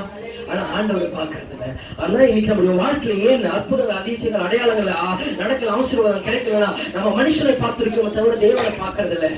எனக்கு எந்த மனுஷன் உதவி செய்தாலும் சரி, யார் உதவி செய்தாலும் சரி, எனக்கு ஒத்தாசையோட பருவதங்களுக்கு நேரம் என் கண்களை எடுக்கிற ஆண்டவரை நோக்கி நீங்கள் பார்க்கும் போது ஆண்டவர் இந்த காக்கா மூலியமா போஷிப்பாரு. இல்ல காக்காவை கட் பண்ண சாரி பார்த்து விதவை வீட்டுல கர்த்தர் அவனை எலியாவை போஷித்தாரு. இன்னைக்கு நான் சொல்றேன், நீ ஆண்டவரை நோக்கி பார்ப்பீர்கள் என்றால் உன் வாழ்க்கையில் கர்த்தர் நிறைவாய் நடத்துவார். உன் வாழ்க்கையில் தேவைகளை கர்த்தர் பரிபூர்ணமாய் சந்திப்பார். ஒரு ஆமென் சத்தமா ஹல்லேலூயா சொல்லுங்க, ஹல்லேலூயா. அப்ப நான் இந்த காலையில உங்களை பார்த்து சொல்றேன், நீங்க மனுஷனை சார்ந்து வாழக்கூடாது, கர்த்தரை சார்ந்து வாழ வேண்டும். ஆண்டவர் மனுஷங்கிட்ட இரக்கம் கிடைக்கும் என்று அவங்க கிட்ட போட்டு உன்னை தாழ்த்தி உன்னை வேஷம் போட்டுட்டு உன்னை குனிஞ்சிட்டு அவனுக்கிட்ட வேலைக்காரன போல உன்னை ட்ரெஸ் எல்லாம் இல்லாம அழுக்கோடு கோலத்தோடு நீ நிக்கிற அவசியம் கிடையாது. ஆண்டவர் யாரை கொண்டு வேணாலும் உன்னை உயர்த்துவார், யாரை கொண்டு வேணாலும் கர்த்தர் உன் வாழ்க்கை மாற்றுவார். எவனை தள்ளணும் அவனை தள்ளி கர்த்தர் உன்னை உயர்த்துவார், கண்மலை மேல் உயர்த்துவார், வானத்தம்ம தலையாக்குவார். நிக்கியாமல் மீது அநேக சாதிகளுக்கு கடன் கொடுக்கிறவரை உன்னை மாற்ற குப்பையை எடுத்து கோபுரத்தில் அமர பண்ணுகிறவர் தானே என ஆண்டவர். அந்த பைத்தியங்களை ஆண்டவர் ஞானிகளை மாற்றுகிறவர், ஞானிகளை வெட்கப்படுத்தும்படியாய் பைத்தியங்களை தெரிந்து கொண்ட தேவன். நீங்க பைத்தியமாய் இருக்கிற, பேதையா இருக்கிற, அறிவில்லாம இருக்கிற, ஏதோ ஒரு இடத்துல விழுந்து கிடக்கிற உன்னை கர்த்தர் உயர்த்தி வாழ வைக்க வல்லமுள்ள தேவன் தான் என ஆண்டவராகிய இயேசு கிறிஸ்து. ஆமென் ஹல்லேலூயா. அந்த தெய்வத்தை தான் நீங்களும் நாங்களும் ஆராதிக்கிறோம். ஆராதிக்க சபைக்கு வரும்போது ஒரு வைராகி உனக்குள்ள இருக்கணும், சபைக்கு வரும்போது ஒரு பெருமை உனக்குள்ள இருக்கணுங்க. வெக்கத்தை குனிஞ்சிட்டு எவன் என்ன பாத்துருவான்னு அந்த ஒரு எண்ணத்தோடு நீ வரக்கூடாது சபைக்கு. ஆண்டவரை ஆராதிக்க வர, உன்னை காட்டிலுமே ஆண்டவர் வல்லமை உள்ளவர். அவரை ஆராதிக்க எனக்கு எண்ணத்துக்கு வெட்கம். எனக்கு ஜீவனை கொடுத்த தேவன், என் மேல் இரக்கமுள்ள தேவன், அந்த தேவனுக்கு நிகராக இந்த பூமியில ஒன்றுமில்லை. ஹல்லேலூயா. அவரை நீ ஆராதிக்க வரும்போது பெருமையோடு உன் காலை தூக்கி விட்டுட்டு உன் நெஞ்சை நிமிர்த்திட்டு நீ சபைக்கு வரணும். ஹல்லேலூயா. மறைஞ்சு பைபிள் எடுத்துட்டு வர காலம் உனக்குள்ள போனல. எவன் என்ன சொல்லிட்டு அவன் இன்னைக்கு அவன் பிச்சை எடுத்துட்டு நிலைமையில இருக்கான். அவன் என்ன உன்னை பார்த்து சொல்றது? அவனை கோடீஸ்வரன் உன்னை பார்த்து சொல்லிட்டு இருக்கிறான். ஹல்லேலூயா. ஏன் இயேசு கோடீஸ்வரன் தான். நீ ஐஸ்வரனாய் ஆசீர்வாதமாய் இருக்கும்படி அவர் உனக்காக தரித்திரமான சிலுவையில. ஒரு ஆமென் ஹல்லேலூயா. நான் சொல்றேன், ஆண்டவர் மேல இரக்கமா இருக்கிறார், அதுல எந்த ஒரு மாற்றமும் கிடையாது. அதே போல ஆண்டவர் கேட்ட சொல்லுவாரு, பிசாசு கேட்டான், அவன் யார் தெரியுமா? ஆண்டவர் சொல்லுவாரு, என் பிள்ளை என்று ஆண்டவர் நெஞ்சு நிமித்திட்டு சொல்லுவாரு. இன்னைக்கு நீங்க சொல்ல முடியுமா? 1000 பேர் இருக்கிற இடத்துல உன் கடவுள் யாரு, உன் தெய்வம் யாரு நீ சொல்லுவியா? இயேசுதான் என் தெய்வம் என்று உன்னால் நெஞ்சு அடிச்சு நிமித்தி சொல்ல முடியுமா? அந்த ஒரு எண்ணம் உனக்குள்ள வரணுங்க. அதனால ஆண்டவர் பாக்குறாரு. சும்மா இங்க வந்து ஆமென் ஹல்லேலூயா ஸ்தோத்திரம் பண்ணிட்டு அங்க போயிட்டு கோவிந்தா போறதுக்கு நீ சபைக்கு வரல. அதுக்காக நம்ம சபை நடத்தல இங்க. அதுக்காக ஆண்டவர் கல்வாரி சிலுவையில் உனக்காக ரத்தம் சிந்தல. வெளியே சொல்ல, உன் பாகால் தெய்வமானால் பாகால் சேவி, கர்த்தர் தெய்வமானால் கர்த்தரை சேவி. நான் அவுட் ஆஃப் டாபிக் போயிட்டு இருக்கேன். ஆமென் ஹல்லேலூயா. ஆனா இன்னைக்கு சொல்றேன், ஆண்டவர்கிட்ட வரும்போது ஒரு பெருமையோட வரணும், கம்பீரத்தோட வரணுங்க. ஒரு ஆமென் ஹல்லேலூயா. ஒரு கலெக்டர் உன்னை கூப்பிடுறாரு வாமான்னு சொல்லும் போது நீங்க எப்படி போவீங்க? ஆயிரக்கணக்கான லட்சக்கணக்கான மக்கள் நிற்கிற இடத்துல கலெக்டர் ஒரு மைக்ல ஏதோ ஒன்று கூப்பிடுறாரு, வாமா நீ. ஹல்லேலூயா. உன் பேரை விட்டு சொல்றாரு வாமா இங்கன்னு சொன்ன உடனே எல்லாரும் என்ன பண்ணுவாங்க? உன்னை திரும்பி பார்ப்பாங்க. கரெக்டா? என்ன அந்த அம்மாவை பேர் விட்டு கூப்பிடுறாங்க. அப்ப நீ நடந்து போய் ஓடி போவ, அப்படி குனிஞ்சிட்டு இப்படி போவியா? பெருமையா அப்படியே சந்தோஷமா அவர் என்ன கொடுக்கிறாரோ இல்லையோ அது ரெண்டாவது தேவையில்லை. அவர் என்ன பேர் விட்டு கூப்பிட்டுட்டாரு. அவ்வளவு கூட்டத்துல சந்தோஷத்தோட காலரை விட்டுட்டு அப்படியே நட ஸ்டைல அப்படியே நடந்து போவோம். ஆமென், ஹல்லேலூயா. போனவனே அவர் தோல் மேல ஒரு கை போட்டு ஒரு போட்டோ ஒரு செல்ஃபி எடுத்தாலே உனக்கு போதும், வேற எதுவும் கொடுக்க தேவைன்னு நினைப்பீங்க. கரெக்டுமா இல்லையா? ஆமென், ஹல்லேலூயா. ஆனா சொல்றேங்க, அதை காட்டுல நான் சொல்றேன், என் ஆண்டவர் என்ன கூப்பிட்டு இருக்கிறாரு. சொல்லுங்க, நான் சொன்னல 130 கோடி என்ன கர்த்தர் கூப்பிட்டு இருக்கிறாரு. இந்த கிராமத்துல 1000 வீட்டுல என்ன கர்த்தர் கூப்பிட்டு இருக்கிறாரு என்னும் போது நீ நெஞ்சு நிமித்திட்டு சந்தோஷமா வரணும். அவன் உன்னை மேல கீழே பார்த்தாலும் உன் நட கால் தரையில படக்க கூடாது. நான் சொல்ல புரியுதா? உன் கால் தரையப்படாதபடிக்கு நீ சபைக்கு சந்தோஷமாய் ஆரவாரத்தோடு கம்பீரத்தோடு வரணும். உனக்கு சாப்பாட்டுக்கு வழி இல்ல, வியாதி இல்ல, கஷ்டத்துல பிரச்சனை இல்ல, போராட்டத்துல குடும்பத்துல சண்டை சச்சரவுகள் இருந்தாலும் தேவனை தேடும் போது ஒரு சந்தோஷத்தோடு கம்பீரத்தோடு நீ நின்று நடந்து வரணும். எத்தனை பேர் வருவீங்க? ஆமென், ஹல்லேலூயா. என் தேவன் பிச்சைக்கார தெய்வம் அல்ல, என் தேவன் கீ ஜாதி தேவனும் அல்ல, என் தேவன் ஜாதியின் தேவன் அல்ல. அவர்தான் தெய்வம், அவர்தான் கடவுள். உனக்காக ரத்தம் சிந்தின ஒரே தெய்வம் என் ஆண்டவர் மட்டும்தான். மரித்து 3ஆம் நாள் உயிரோடு இருந்த தெய்வம் தான் அவர். அந்த தெய்வம் தான் இயேசு கிறிஸ்து. இந்த காலை வேளை நான் பறைசாற்றி கொண்டிருக்கிறேன். ஆமென், ஹல்லேலூயா. இரக்கம் என்பது நம்ம மனுஷனை நம்ம சார்ந்து நிற்க கூடாது. கர்த்தரை சார்ந்து நிற்கும் போது இரக்கம் நமக்கு நிச்சயமாய் உண்டாகும். நான் சொல்றேன், ஆண்டவர் உங்களை தேடி வந்திருக்கிறார். ஆமென், ஹல்லேலூயா. 130 கோடியில கர்த்தர் உன்னை தெரிந்து கொண்டிருக்கிறார். கரெக்டாக மறந்துடக்கூடாது. 1000 லட்சம் பேர் இருக்கிற ஸ்டேஜ்ல உன்னை யாராவது கூப்பிட்டாங்க, இல்ல ஒரு அரசியல்வாதி வந்து உன் பேர் விட்டு கூப்பிட்டாரோ, இல்ல ஒரு சினிமா ஆக்டர் உன்னை பேர் விட்டு கூப்பிட்டு உன் தோல் மேல கைப்பட்ட ஒரு செல்ஃபி எடுத்தா உனக்கு எவ்வளவு சந்தோஷமா இருக்கும். இதெல்லாம் ஒண்ணுத்துக்கு உதவாது. ஆனா ஆண்டவர் உன்னை பெயர் சொல்லி அழைத்திருக்கிறார். வேதம் சொல்லுங்க, நான் உன்னை பெயர் சொல்லி அழைத்திருக்கிறேன். ஆமென், ஹல்லேலூயா. தேவன் உன்னை பெயர் சொல்லி அழைத்திருக்கிறார். என்னை ஆண்டவர் பெயர் சொல்லி அழைத்திருக்கிறார். உங்களை பெயர் சொல்லி கர்த்தர் அழைத்திருக்கிறார். வெங்கடேசன் என்ற என்னை கர்த்தர் பெயர் சொல்லி தான் அழைத்திருக்கிறார். ஆமென், ஹல்லேலூயா. ஆண்டவருக்கு உங்க பேரு கொல்லம் கோத்திரம் எல்லாம் தேவையில்லை. ஆமென், உன்னை தேவன் பெயர் சொல்லி அழைத்திருக்கிறார். நீ அந்த ஒரு சந்தோஷத்தோட வரணும். எங்க போறேன்னு கேட்ட சொல்லு, ஆண்டவர் என்ன அழைச்சிருக்கிறார், கூப்பிடுறேன்னு. அவன் கேட்பான். அந்த முட்டாள் அந்த பைத்தியத்துக்கு தெரியாது. உன்னா பேர் விட்டு உன்னை கூப்பிட்டாரான்னு கேட்கும். அது பைத்தியத்துக்கு தெரியாது, நமக்கு தான் தெரியும். ஹல்லேலூயா. அது கெட்டு போகிறவர்களுக்கு அது பைத்தியமா இருக்கிறது என்று பைபிள் சொல்லப்பட்டிருக்கிறது. நீங்க ஆண்டவர் தேடி வரணும். இரக்கம் என்பது ஒருவரை மன்னிக்கிறது தான் இரக்கம். ஒரு ஹை அத்தாரிட்டி பவர் இருக்கிற ஒரு மனுஷன், உயர்வா ஸ்தானத்தில் இருக்கிறவர்கள் ஒருத்தரை மன்னிக்கிறது தான் இரக்கம். ஆமென், ஹல்லேலூயா. புரியுதா? நான் முடிச்ச 10 நிமிஷம் கவனிக்கணும். இரக்கம் என்பது ஒருவரை மன்னிக்கிறது தான் இரக்கம். இப்போ நான் சொல்றேங்க, இதை வந்து ஒரு 2 ஹீப்ரு அண்ட் கிரீக் மொழிபெயர்ப்புல டிரான்ஸ்லேஷன் என்ன சொல்லுங்க, இங்க மெர்சி இரக்கத்திற்கான அர்த்தம் என்னன்னா, மெர்சினா steadfast love, உறுதியான அன்பு என்று சொல்லுது. இல்லைன்னா லாயல் லவ் ஆஃப் கவனன்ட், உடன்படிக்கையின் விசுவாசமான அன்பு அப்படின்னு சொல்லுது. இலகிய மனசு, மென்மையான இதயம். ஆமென், ஹல்லேலூயா. ஒருத்தர் மன்னிக்கணும், நமக்கு என்ன பண்ணணும்? இலகிய மனசு இருக்கணும். ஆமென், ஹல்லேலூயா. நம்ம எவ்வளவு பாவம், எவ்வளவு தப்பு பண்ணாலும் கர்த்தர் நம்மளுடைய பாவங்கள் எல்லாம் மன்னித்து இருக்கிறார்னா அதுதான் அதுக்கான அர்த்தம். அந்த கிரீக்ல என்ன சொல்லுதுன்னா எலியோஸ்னா ஆலிவ் ஆயில். ஆலிவ் எண்ணெய்க்கான வார்த்தையிலிருந்து அது வருகிறது. ஆலிவ் எண்ணெய்ன்னு சொல்லுவாங்க, ஒலிவ் எண்ணெய்ன்னு சொல்லுவாங்க. இது காயங்களுக்கு சிகிச்சை அளிக்க அந்த எண்ணெய் பயன்படுத்தப்படுகிறது. இதுதான் வந்து மெர்சி, இரக்கம் என்ற அர்த்தம். புதிய ஏற்பாட்டுல இரக்கம்னா மன்னிப்பு அல்லது குணப்படுத்துதல், ஹீலிங் என்ற அர்த்தத்தை கொடுக்கிறது. இன்னும் ஒரு 3 காரியங்கள் சொல்றேன். நம்பர் ஒன் முதல் பாயிண்ட் என்னன்னா loyal love of covenant. 3 point சொல்லிட்டு முடிக்கிறேன், அவ்வளவுதான். லாயல் லவ் ஆஃப் கவனன்ட், உடன்படிக்கையின் உண்மையான அல்லது விசுவாசமான அன்பு. நீங்க ஆண்டவர்கிட்ட இருந்து இரக்கத்தை பெற்றுட்டீங்கன்னா, இரக்கத்தை நீங்க பெற்றுட்டீங்கன்னா எப்படி இருப்பீங்கன்னா, கர்த்தருடைய அன்பு உங்களுக்கு மாறாது, லாயலா இருக்கும், லாயல்ட்டியா இருக்கும். லாயல்ட்டினா உண்மை, சத்தியமா இருக்கு. அப்படி எப்படின்னா அது வந்து காஃபி ரைட் இருக்காது, டூப்ளிகேட்டா இருக்காது. அவருடைய அன்பு ஒருத்தர் நேசிக்கிற மாதிரி, சிலர் பாருங்களேன், அவங்களை நேசிக்கிற மாதிரி நம்ம நேசிப்போம். கரெக்டா? அவங்க எப்படி நேசிக்கிறாங்களோ அது மாதிரி நம்ம காப்பி பண்ணி நேசிப்போம். இல்லைன்னா டூப்ளிகேட்டா நேசிப்போம். இல்லை சிலர் பார்த்தீங்கன்னா ஃபேக்கா நேசிப்பாங்க. முன்னாடி பார்க்கும்போது நல்லா கட்டி பிடிச்ச மொத்தம் கொடுக்குற மாதிரி இருக்கும், பின்னாடி பார்த்தீங்கன்னா அவங்க உள்ளத்துல ஒரு அன்பு இருக்காது, உன்னை குறித்து ஏதோ பேசுறாங்க. இந்த மாதிரி ஃபேக்கான அன்பு இருக்கும், டூப்ளிகேட் காப்பியா இருக்கும். ஆனா லாயலான அன்புனா, லாயல்ட்டினா உடன்படிக்கை, ஆண்டவர் உடன்படிக்கை பண்ணிட்டு மேல் அன்பு வைத்திருக்கிறார். அதுதான் இரக்கம். இரக்கத்தை நீ தேவன் கிட்ட பெற்றுட்டீங்கன்னா ஆண்டவர் இந்த உலகத்துல உன்னை தவிர யாரும் அதிகமா நேசிக்க மாட்டாருங்க. ஹல்லேலூயா. இப்ப சொல்லுங்க, இந்த உலகத்திலே என்னதான் ஆண்டவர் அதிகமா நேசிக்கிறார்? சொல்லுங்க, நீங்க வாய்த்தாங்க. இந்த உலகத்திலே கர்த்தர் என்னதான் அதிகமா நேசிக்கிறாரு? இப்ப சொல்லுங்க, உன்னை விட என்னதான் அதிகமா நேசிக்கிறாரு? உண்மை, சத்தியம். ஆமென், ஹல்லேலூயா. நீ என்னடா ஜெபம் பண்ணு, என்னடா சர்ச்சுக்கு போ, என்னடா பண்ணு, உன்னை விட என்னதான் ஆண்டவர் நேசிக்கிறார். இந்த ஒரு எண்ணம் உனக்குள்ள வரணும். அவர் ஆமென், ஹல்லேலூயா. அவருடைய அன்பு மாறாது, அவருடைய அன்பு என்றைக்குமே ஒளிந்து போகாது. யோவான் 3:14 சொல்லப்பட்டிருக்கிற, தேவன் தம்முடைய ஒரே பேரான குமாரனை விசுவாசிக்கிறவன் எவனும் அவன் கெட்டு போகாமல் நித்திய ஜீவனை அடையும்படிக்கு அவரை தந்தருளி இவ்வளவாய் அன்பு கூர்ந்தார். அவர் அன்பு என்ன தெரியுமா? அவர் உயிரை கொடுத்து அன்பு கூர்ந்தார். ஒரு ஆமென், ஹல்லேலூயா. சத்தமா ஹல்லேலூயா. தூங்க கூட தூங்க நம்ம வரல, எல்லாம் நிமிர்ந்து உட்கார நல்லா. ஆமென். அப்ப நான் என்ன சொல்றேன், நீ இன்னைக்கு நான் சொல்றேன், அவர் ஜீவனை கொடுத்து உயிரை கொடுத்து நம்மை நேசித்திருக்கிறார். நான் முதல்ல அதை அடிக்கடிக்கு இவ்வளவு நேரம் 10 நிமிஷம் கத்தனை தெரியுமா? உயிரை கொடுத்து நேசிச்சிருக்கிறாரு. யார் கொடுக்க முடியும்? உன் பிள்ளைக்காக நீ கொடுப்பியா? உன் கணவனுக்காக நீ கொடுப்பியா? உன் அப்பா அம்மாக்காக நீ கொடுப்பியா? இல்ல, உனக்காக உயிரை கொடுத்த ஒரே தெய்வனை கத்தனை. அதுதான் அவர் நித்திய ஜீவனை அடையும்படிக்கு அவரை தந்தரில் இவ்வளவு அன்பு கொண்டார். இயேசுவை நமக்கு கொடுத்தார், பிதா கொடுத்து நம்ம வாழ வைத்திருக்கிறார். ஆமென், ஹல்லேலூயா. இதுதான் அவர் அன்பு என்று மாறாது, அவருடைய அன்பு என்று திமித்தாத அன்பு.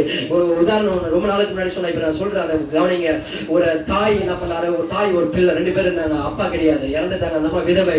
அந்த 2 பேர் தான் வீட்டுல இருக்காங்க. இந்த மகன் திடீர்னு யாரோ ஒரு பொண்ணை காதலிக்க ஆரம்பிச்சுட்டான். ரொம்ப அந்த மகன் மேல அம்மா மேல ரொம்ப உயிரை வச்சுட்டு இருந்தான், ரொம்ப பாசமா இருந்தான். இந்த மகனை காதலிச்ச உடனே, அவன் லவ் பண்ண ஆரம்பிச்ச உடனே நாளுக்கு நாள் என்ன பண்ணா, இந்த மகளோடு கூட சுத்திட்டு அப்படி இப்படி இருந்தான். இந்த மகள் எப்ப கேட்கும் போது என்ன சொல்லுவேன், எல்லாமே அம்மா அம்மா அம்மா தான் சொல்லுவான். ஆமென், ஹல்லேலூயா.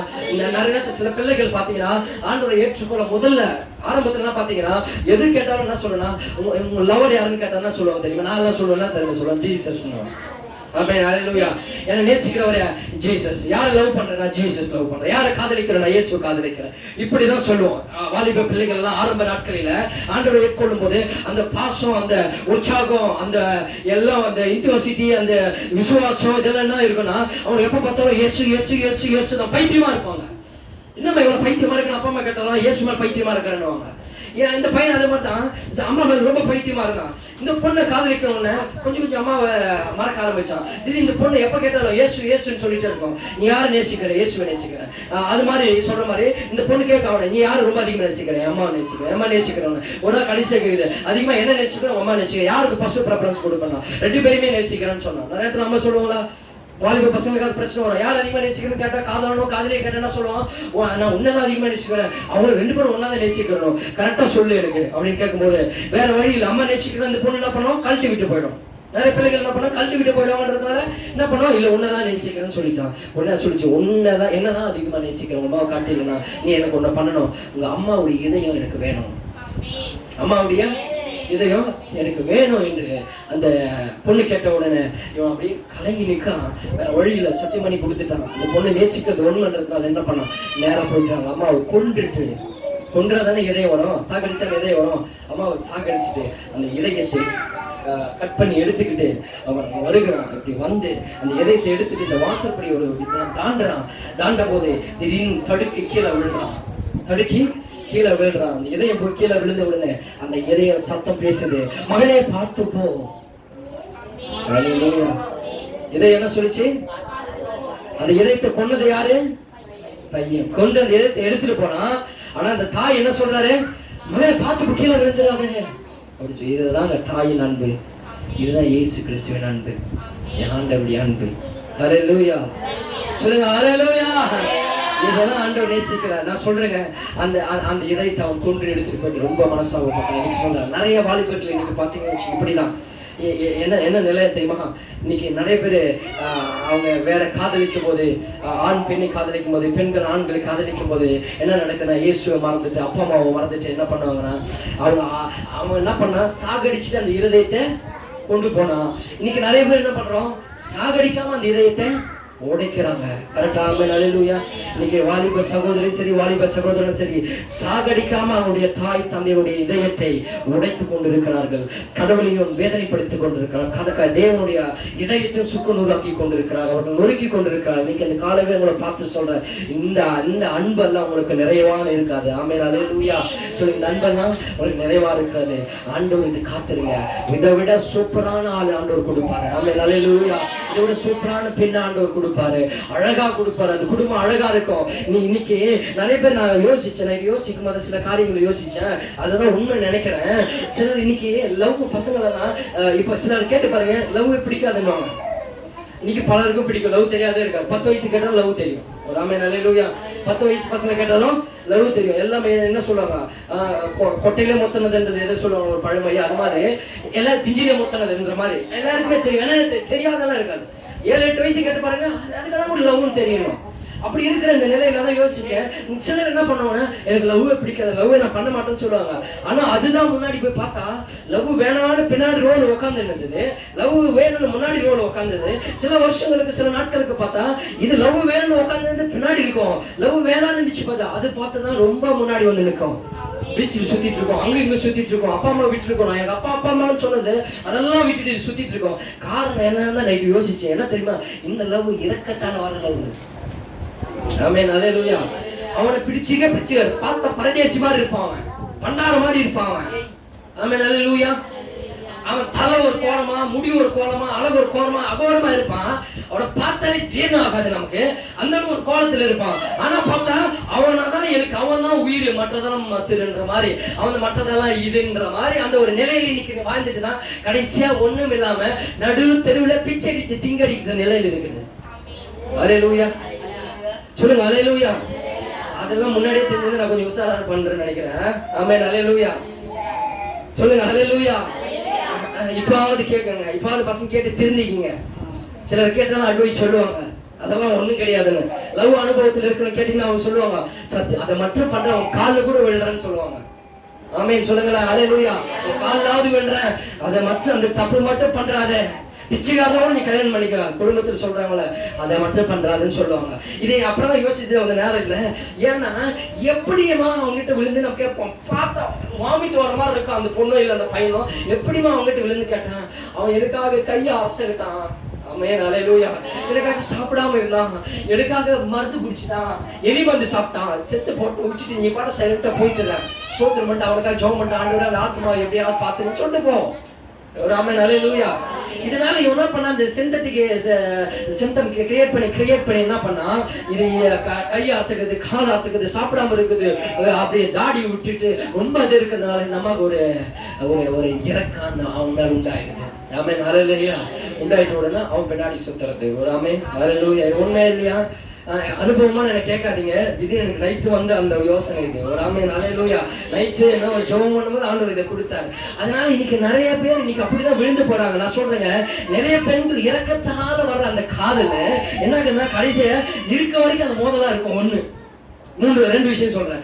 அந்த இரக்கம் மெர்சி, அந்த இரக்கத்தால் இறக்கப்பட்டு காதல் வந்து பாரு. நிறைய பேர் 90% கேட்டு பாரு, அழகான பெண்கள் இருக்கும், கொடுமையான பசங்களை லவ் பண்ணிருப்பாங்க. காரணம் அந்த இரக்கத்தினால லவ் பண்ணிருப்பாங்க. கேட்டு பாரு, நிறைய பேர் கேட்டதான் இருக்கும்.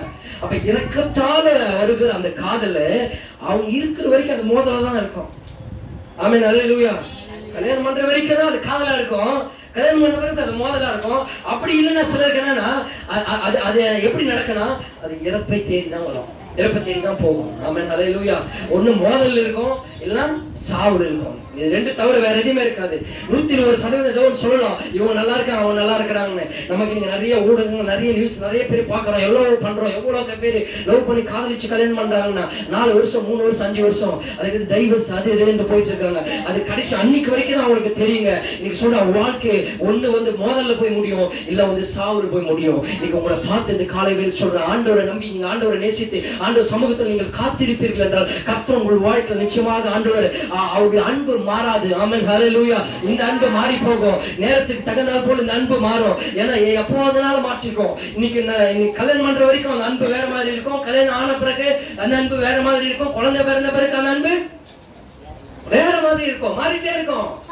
இப்ப இருக்கிற மாதிரியே இப்ப இருக்கிற மாதிரி கொஞ்சிட்டு இருக்க மாதிரி. இப்ப கடன் வாங்கியாவது உனக்கு வாங்கி லிப்ஸ்டிக் எல்லாம் வாங்கி கொடுத்துட்டு இருப்பாரு, இப்ப கடன் வாங்கியாவது உனக்கு போன் எல்லாம் வாங்கி கொடுப்பாரு, கடன் வாங்கி உனக்கு ஏதாவது பண்ணிட்டு உனக்கு கடன் வாங்கியாவது ரீசார்ஜ் பண்ணிட்டு நைட் எல்லாம் பேசிட்டு இருப்பாரு. அப்புறம் உன்னை சீண்ட கூட மாட்டான். ஒரு ஆமென் அல்லேலூயா. நீ ஆண்டவரை நேசி, ஆண்டவரை லவ் பண்ண, ஆண்டவரை காதலி.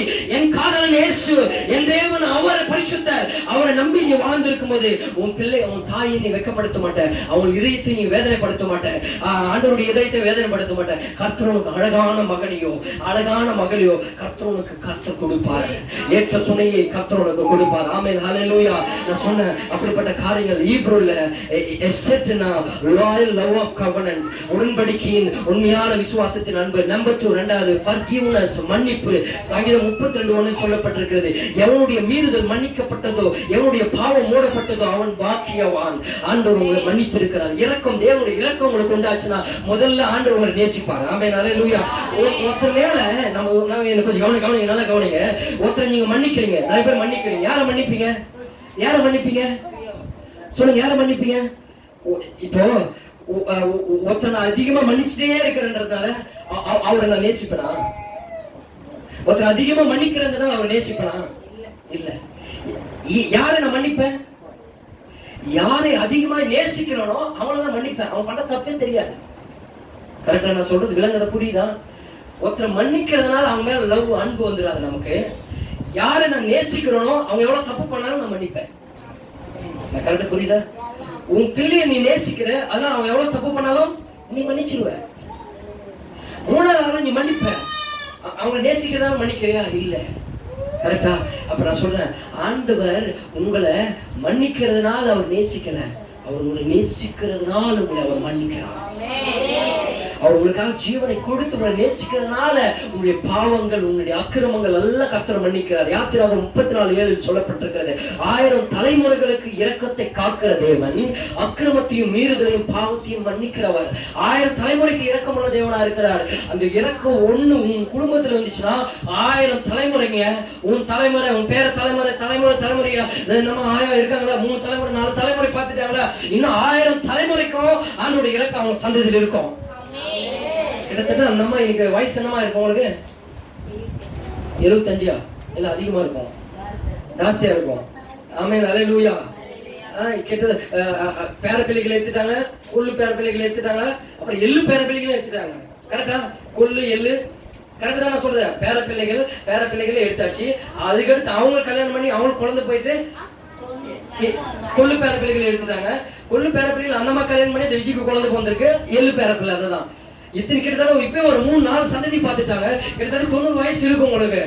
நான் சொல்றேன், எத்தனை சந்ததிகள் நீங்க பாத்தீங்கன்னாலும் ஆண்டவருடைய இரக்கம் சந்ததி மேல இருக்கும். அதனால அந்த அம்மா ஒரு நாள் ஏதோ ஒரு இடத்துல ஆண்டவர் தெரிஞ்சுட்டு ஆண்டவர் கிட்ட போனதுனால இன்னைக்கு அந்த சந்ததியா இன்னைக்கு பாத்தீங்கன்னா ஒரு 4 சந்ததி இன்னைக்கு சபையில உட்கார்ந்துட்டு இருக்காங்க. இது காரணம் என்ன தெரியுமா? ஆண்டவருடைய இரக்கம் தான், வேற ஒரு மண்ணும் கிடையாது. ஆமென், ஹல்லேலூயா.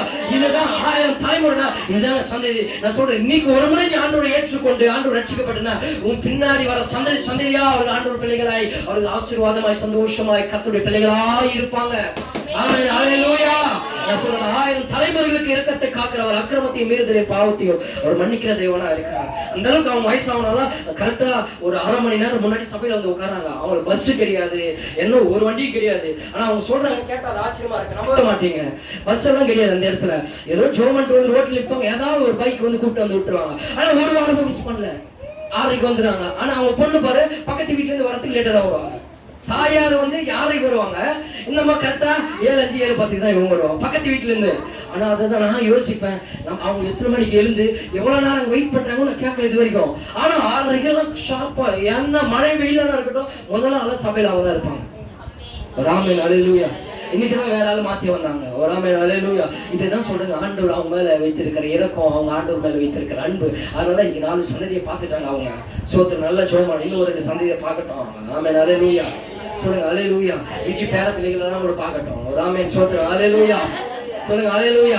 கர்த்தர் அப்படியாக நமக்கு தீர்ந்த ஆயுசு நாட்கள் கர்த்தர், பூரண ஆயுசு நாட்கள் கர்த்தர் பெருக்கப்படட்ட. ஏசாயா 44:22 சொல்லப்பட்டிருக்கிறது, உன் மீறுதல்களை மேகத்தை போல, உன் பாவங்களை கார்மேகத்தை போல அகற்றி விட்டு என்னிடத்தில் திரும்பி உன்னை நான் மீட்டுக் கொண்டேன் கர்த்தர் சொல்றாரு. ஆண்டவர் உன் பாவங்கள் எல்லாம் மன்னிச்சுட்டார், நீ பாவத்தில் இல்ல. ஒரு ஆமென், ஹல்லேலூயா. இன்னும் நிறைய பேர் ஆண்டவருடைய இரக்கத்தை பெற்றுட்டோம், பாவ உணர்வோடு இருக்குது, பாவ குற்றமோடு இருக்குது, இன்னும் பாவி ஒன்று எண்ணத்தோடு இருக்காங்க. இயேசுவுக்காக ரத்தம் சிந்தித்தார், நீ பாவி கிடையாது இன்னும். உன் பாவத்தை அவர் மன்னிச்சுட்டார். மன்னிச்சது இயேசு. நான் மன்னிச்சிட்டேன், உன்னை குற்றம் தீர்க்கிறவன் யார் என்று கர்த்தர் சொல்றார். ஆமென், ஹல்லேலூயா. ஒரு உதாரணம் சொன்னா புரியும். எப்படி தெரியுமா? அந்த பாவத்தை மன்னிச்சுனா அந்த பாவ உணர்வு நம்ம இருக்கோம். எப்படின்னா ஒரு 2005 ஒரு 5 வருஷத்துல அப்போ என்ன பண்ணோம்னா, கடன் எக்கச்சக்கமா எங்க வீட்டுல கடன் ஆயிட்டதுனால என்ன பண்ணுவோம், கடன்காரெல்லாம் வீட்டுக்கு எத்தனை மணிக்கு வருவாங்க, வெடிக்காலம் ஒரு 3 மணில இருந்து 4 மணிக்கு வருவாங்க. பக்கத்துல இருக்கிறவங்க தெரியும், 3 மணில இருந்து 4 மணிக்கு கடன்கார வருவோம். அப்பதான் ஆளை பிடிக்க முடியும், ஐடென்டிஃபை பண்ண முடியும் வருவாங்க. வந்த உடனே பைக் சத்தம் வீட்டுல நின்ன உடனே அந்த 3 மணிக்கு 4 மணிக்கு தூக்கம் போயிடும். எனக்கு கிட்டத்தட்ட அப்ப பாத்தீங்கன்னா வயசு ஒரு 12, 13 இருந்து ஒரு 17 வரைக்கும் தான் இருக்கும். அந்த வயசு தான், அந்த 5 வருஷத்துல. அந்த டைம்ல பார்த்தாவே வீட்டுல வந்து பைக் என்னன்னாவே பைக் சத்தம் கேட்டோம் தூக்கம் ஆட்டோமேட்டிக்கா போயிடும். ஒண்ணு அப்படியே ஹல்லு இல்லாம ஆயிடும், அள்ளு விட்டு போயிடும். அந்த அளவுக்கு ஒரு கடன்காரன் வந்துட்டான், இன்னைக்கு முடிஞ்சது கதை அப்படின்னு அனுதினமும் அதே மாதிரி நடந்துட்டு இருக்கோம். கர்த்தர் கிருபையினால் ஆண்டவரை 2006 ஆண்டவரை ஏற்றுக்கொண்டு ஆண்டவரோட கிருபையினால கடன் எல்லாம் மொத்தம் அடைச்சிட்டு பிறகும் கடன் எல்லாம் ஆண்டவர் கிருபையினால இல்ல. ஆனாலும் அந்த 3 மணி 4 மணிக்கு யாராவது ஒரு பைக் வந்து நிற்கும், வேற வேலையை வந்திருப்பா, இல்ல பக்கத்து வீட்டுக்கு ஏதாவது வந்திருப்பான். அப்பவும் எனக்கு தூக்கம் போயிடும். அந்த ஒரு மாதிரி அந்த ஆளு எல்லாம் ஆயிடும். அப்புறமா தான் யோசிப்பான், ஏன்னா நம்ம வீட்டுக்கு வந்துருப்பாரு, நமக்கு தான் கடனே கிடையாது, கடன் எல்லாம் மொத்தம் கொடுத்துட்டோமே. ஆமென், ஹல்லேலூயா. ஆனா நம்மை அறியாமையே அந்த ஒரு கில்ட்டி, அந்த ஒரு பாவ உணர்வு, அந்த ஒரு பயம் பிசாசு நம்ம வாழ்க்கையில் கொடுத்துட்டு கிட்டத்தட்ட ஒரு 4-5 வருஷம் ஆச்சு அதுல நான் வெளியில வரத்துக்கே. அந்த கடன் முடிச்சிட்டு பிறகு அதுல வெளியில வரத்துக்கு 4-5 வருஷம் ஆச்சு. ஆனா கடன் இல்லாம பாய்ந்துட்டு இருக்கிறோம். இன்னைக்கு அது மாதிரி நிறைய கிறிஸ்துவ உலகத்துல ஆண்டவர் மன்னிச்சிட்டான்னு ஒரு எண்ணம் இருந்தும் அந்த பாவத்தையும் அந்த காரியங்களை குறித்து நம்ம பாய்ந்துட்டு இருக்கிறோம். ஏதாவது பிரச்சனை, ஏதாவது வியாதி, ஏதாவது ஒரு கஷ்டம் வருது, ஏதாவது ஒரு நெருக்கடி வருதுன்னா அந்த நேரத்தில் என்ன நடக்கிறோம், நம்ம என்ன நினைக்கிறோம், நான் செய்த பாவத்தினாலதான், நான் செய்த தப்புனாலதான் இந்த பிரச்சனைகள், இந்த போராட்டங்கள் நமக்குள்ள வருகிறது என்று இன்னைக்கு நாம சிந்தித்து தியானித்துக் கொண்டிருக்கிறோம். ஆமென், ஹல்லேலூயா. நான் சொல்றேன் பாருங்க, அந்த கடன் பட்ட நேரத்துல, கடன் இல்லாத போதும் அந்த 3 மணில இருந்து 5 மணிக்குள்ள யாராவது வந்தா தூக்கம் போயிடும். அப்புறம் தூக்கம் வராது. இன்னைக்கெல்லாம் தூக்கம் எழுந்துக்க முடியல, ஜெபம் பண்றதுக்கு அந்த அளவுக்கு தூக்கம் வருது. அப்போ அந்த அளவுக்கு கடன் பிரச்சனைனால அந்த தூக்கம் போயிடும். ஏன்னா அந்த அளவுக்கு மரண வேதனையை அனுபவித்திருக்கிறேன். இது எதுக்கு சொல்ல வரனா, இன்னைக்கு பாவத்துக்கு நல்ல பேருக்கு அந்த கில்ட்டி உணர்வு உங்கள் வாழ்க்கையில் இருக்கிறது. நீங்க இன்னைக்கு சொல்லணும், பாவத்தை இயேசு சுமந்துட்டார். ஆண்டவர் சொல்றாரு, எவனுடைய மீறுதல் மன்னிக்கப்பட்டது, எவனுடைய பாவங்கள் மூடப்பட்டது அவன் பாக்கியவன். கர்த்தர் பாவத்தை மன்னித்த மீறுதல்கள் எல்லாம் மன்னித்து இருக்கிறார். கர்த்தர் உன்னுடைய எல்லா காரியங்களும் மன்னித்தார். இனி நீ பாவியில ஆண்டோட பிள்ளையா இருக்கிற, நீ ஜெபம் பண்ணும்போது இயேசுவே என்ற பிச்சைக்காரன் போய் நீ ஜெபம் அவர் அப்பா என்று நீ கூப்பிடும்போது அவர் உங்களுக்கு தேவையானதை அவர் சந்திப்பார். நம்பர் 3, மூன்றாவது குணப்படுத்துதல், ஹீலிங். சங்கீதம் 103:3-4 அவர் உன் அக்கிரமங்களை எல்லாம் மன்னித்து உன் நோய்கள் எல்லாம் குணமாக்கி உன் பிராண அழிவுக்கு விலக்கி மீட்டு உன்னை கிருபையினாலும் இரக்கங்களால் முடிசூட்டு இருக்கிறார். யாத்திராகமம் 15:20 சொல்லப்பட்டிருக்கு, நானே உன் பரிகாரியாகிய கர்த்தர். உங்களை அதுக்கு யாக்கோபு 5:14 உங்களில் ஒருவன் வியாதிப்பட்டால் அவன் சபையின் மூப்பர்களை வரவைப்பானாக, அவர்கள் கர்த்தருடைய நாமத்தினால எண்ணெய் பூசி அவனுக்காக ஜெபம் பண்ண கடவுள், அப்போது விசுவாசமுள்ள ஜெபம் பிணியாலே ரட்சிக்கும். ஆமென், ஹல்லேலூயா. அப்புறம் சொல்றேன், ஏன் திரும்ப எண்ணெய் பூசி ஜெபம் பண்றோம், அந்த எண்ணெய் உங்களுடைய சுகத்தை குணத்தை கொண்டு வரும். ஏன்னா முதல்ல சொன்ன அந்த கிரீக் வேர்ட்ல சொல்லிட்டு இருக்கு, ஹாலிவா இல்லைன்னா அது காயங்களுக்காக அந்த எண்ணெயை பயன்படுத்துவாங்களாம். ஆண்டவருடைய எண்ணெய் ஆகிய உங்கள் அபிஷேகம் உங்கள் வாழ்க்கையில நீங்க அந்த எண்ணெய் பூசும் போது உங்களுக்கு கர்த்தர் சுகத்தை கொடுப்பார். எப்பேற்பட்ட வியாதி, கேன்சர் வியாதி, brain tumour, kidney failure, heart failure, heart stroke, இல்ல வாழ்க்கையில் ஆல்சர், இல்ல ஆஸ்துமா, இல்ல வேற என்ன வாழ்க்கை என்ன வியாதி பிரச்சனை இருந்தாலும் அந்த எண்ணெயை நீங்கள் எடுத்து நீங்கள் இயேசுவின் எண்ணெய், அந்த இரக்கத்தை பெற்ற நீங்கள் அந்த எண்ணெய் பூசி ஜெபம் பண்ணும்போது கர்த்தர் உங்கள் வாழ்க்கை குணப்படுத்துவார். கைகள் தட்டி ஆண்டவர் நன்றி சொல்லலாம். கர்த்தர் உங்களை சுகமாக வைப்பார். நான் சொல்றேன், வியாதியை உன்னிலிருந்து விலக்குவார். வாதை உன் கூட அழைத்து அணுகாது, அவர் உன் பரிகாரியை கர்த்தர் இருப்பார். என் தழும்புகளால் குணமானீர்கள் என்று சொன்னார். வாதை உன் கூட அழைத்து அணுகாது, உன்னுடைய நோய்கள் எல்லாம் நான் சுமந்து கொண்டேன் என்று இயேசு சொல்லியிருக்கிறார். இனி நீ அந்த வியாதியை சுமக்க தேவையில்லை. ஆமென், ஹல்லேலூயா. பிகில்ஸ் ஒருத்தர் இருந்தாரு, அநேக வியாதியை சுகமாக்குவார். வீல் சேர்ல வரவங்களுக்கு அற்புதம் பண்ணுவாரு, அநேக வியாதிகளை சுகமாக்குவார். ஒரு நாள் அவர் கிட்னில ஸ்டோன் கல்லு வந்துட்டு பயங்கரமா ஸ்டேஜ்ல நின்னுட்டு ஜெபம் பண்ணிட்டு இருக்கிறாரு. வலி பயங்கரமா உயிர் போற மாதிரி வலி, என்ன பண்றதுன்னே தெரியல. அந்த வியாதியை சோத்திரம் ஜெபம் பண்றாரு.